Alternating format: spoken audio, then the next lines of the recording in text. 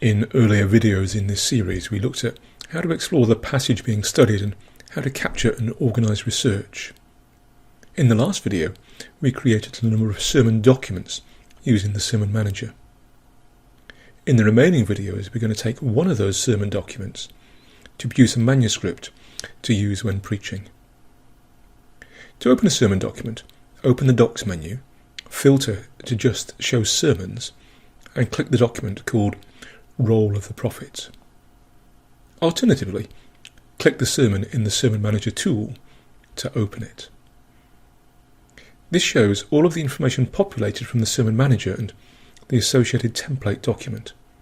If you wish, you can enter further information into the info fields, such as a description of the sermon.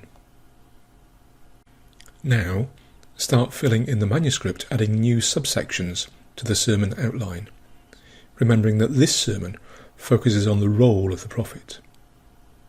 Looking at the text, add a subsection to the introduction called Examples of OT Prophets by typing in the text and specifying it as a Heading 2 field.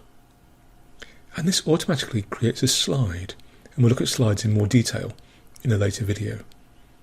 Also note that the style in the next text block has changed to normal, ready for text to be entered.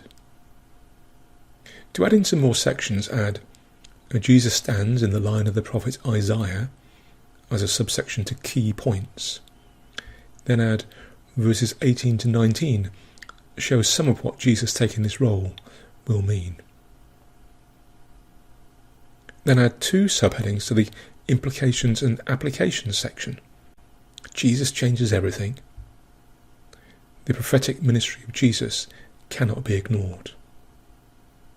Continue to add sections until you have the outline and structure of the sermon based on your understanding of the text and resources you examine.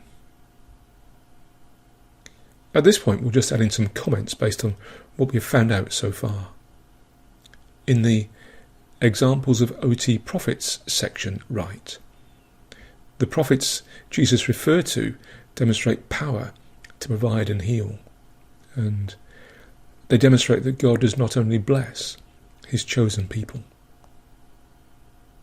To access your notes directly from the Sermon Builder, click the Sermon Notebook icon, find the notebook you created and connect it to the sermon. The notes are now visible and can be edited or added to the sermon document. Use this to add in a few comments.